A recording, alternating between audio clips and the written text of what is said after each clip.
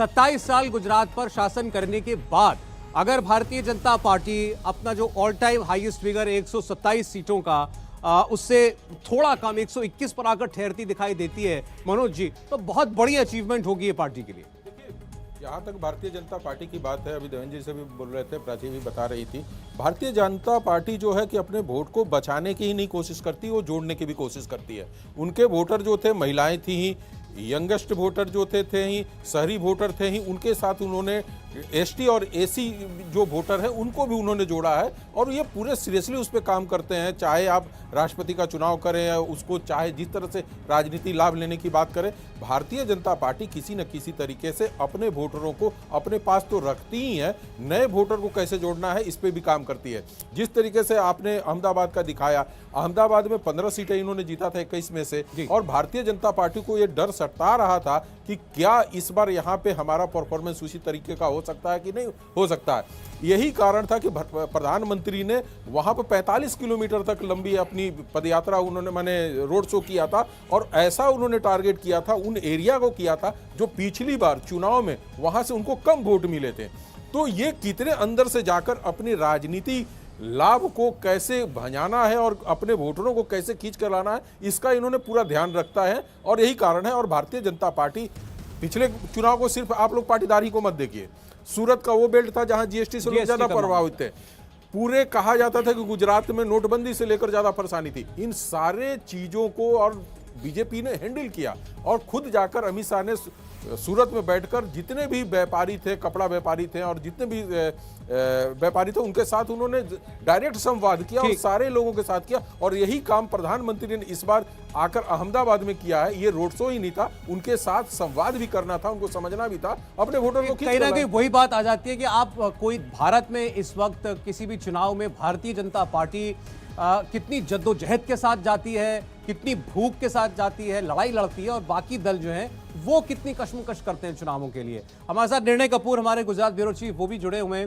निर्णय, आपने तो खुद भी गुजरात की तमाम सीटों पर जाकर के रिपोर्ट किया, आपने वहां लोगों से बात की है।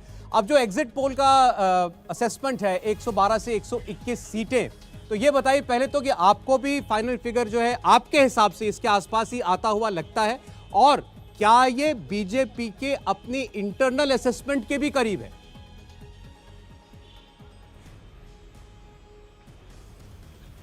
देखिए, बीजेपी के इंटरनल असेसमेंट की जहां तक बात है उससे तो बहुत कम है ये, क्योंकि जो बीजेपी के नेताओं से हमारी बात हो रही है वो तो अभी भी 150 से ऊपर का दावा कर रहे हैं।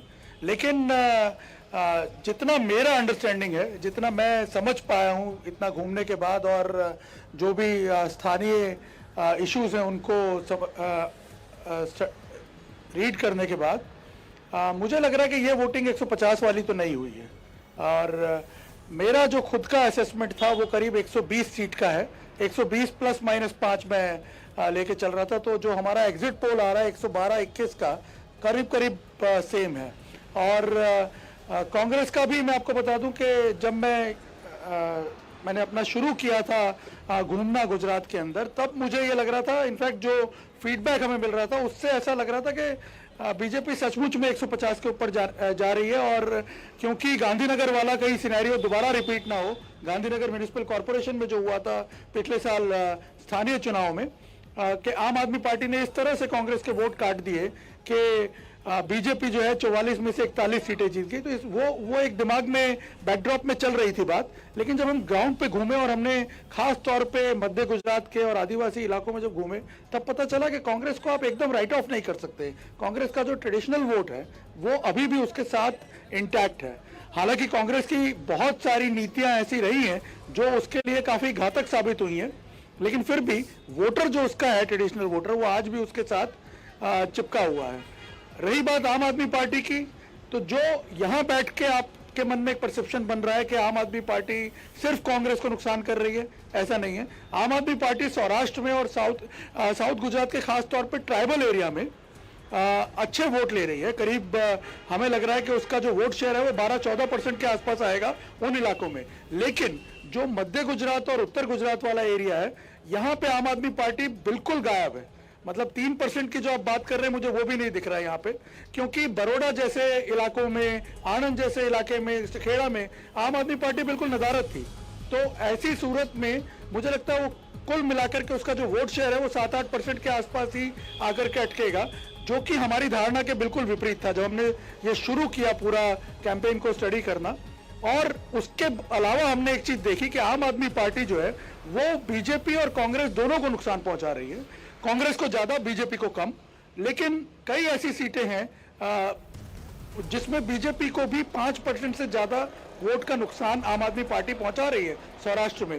तो और उसकी एक सबसे बड़ी वजह यह है कि इस बार हमने देखा कि जो कैंडिडेट उसने खड़े किए हैं वो कास्ट इक्वेशन के आधार पे बीजेपी को कट करने के लिए, बीजेपी को मैच करने के लिए उसी आधार पे उन्होंने खड़े किया। और कई जगह पे हमने देखा है कि उसका असर होता हुआ दिख रहा है, खासतौर पे अमरेली, जूनागढ़ जैसे जो जिले हैं यहाँ पे हमने देखा उसका असर होता हुआ दिख रहा है।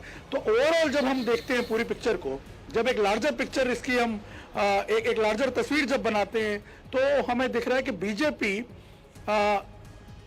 करीब करीब उसी जगह पे आके रुकती है, उसी फिगर पे आके रुकती है जो हम अपने सर्वे में बता रहे हैं। 2-4 सीट इधर उधर हो सकती हैं। नहीं, ये बीजेपी के लिए तो ये एग्जिट पोल जो नतीजे लाया है, अगर ये 8 तारीख को दिखाई देते हैं तो बहुत बड़ी कामयाबी होगी। 27 साल के बाद बीजेपी एक बार फिर सत्ता में लौटे और वो भी पिछली बार से इतनी सीटें बढ़कर के लौटे, तो ये किसी भी पार्टी के लिए बहुत फख्र की बात होगी, बीजेपी के लिए। लेकिन ये जो नतीजे हैं ये हमें कांग्रेस पार्टी के बारे में क्या बता रहा है गुजरात में, इस पर ही बात करनी चाहिए। हर्षवर्धन त्रिपाठी जी हमारे बीच में दोबारा। हर्ष जी स्वागत है आपको, रोहन भी है हमारे साथ। हर्ष जी, पहले आपसे पूछना चाहते हैं, आपने हमेशा ये कहा है कि कांग्रेस पार्टी का एक बड़ा डेडिकेटेड काम करने वाला वर्कर गुजरात के अंदर मौजूद है। 27 साल के बाद अगर बीजेपी इस बहुमत के साथ आती है दोबारा, अगर 8 तारीख को दिखाई दिया कांग्रेस पार्टी अपनी बेस्ट परफॉर्मेंस से 20 सीट नीचे गिर रही है पिछली बार की, तो क्या पता लगा? देखिए सौरभ जी, मुझे लगता है ना कि कांग्रेस पार्टी को कम से कम अब तो थोड़ा बैठ जाना चाहिए, कुछ रणनीति बनाने के लिए, कुछ विचार करने के लिए। कांग्रेस का देश में सबसे स्ट्रांग कैडर गुजरात में है, ये मैं अभी भी कह रहा हूं। आप सोचिए कि जिस पार्टी का नेता कह रहा है कि हम तो तपस्या करने निकल पड़े हैं, हमको चुनावी हार जीत से कोई वास्ता नहीं है, वो पार्टी अगर इस तरह से जीतती हुई दिख रही है, वो पार्टी अगर ये दिख रहा है कि अभी भी नंबर 2 की सीट पर बरकरार है, इसका मतलब कि उसका वर्कर, उसका कैडर वो बहुत स्ट्रांग है। लेकिन यहां एक बात समझने की, आप कितने दिनों तक आपके नेता, आप जिसके पीछे आप भाग रहे हैं, वो दौड़ ही नहीं रहा है।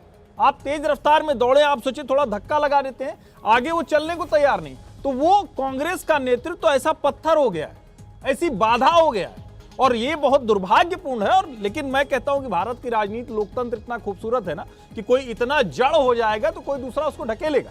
और गुजरात के चुनाव नतीजे एक बड़ी महत्वपूर्ण बातें कह रहे हैं, 2 चीजें उसमें छिपी हुई हैं।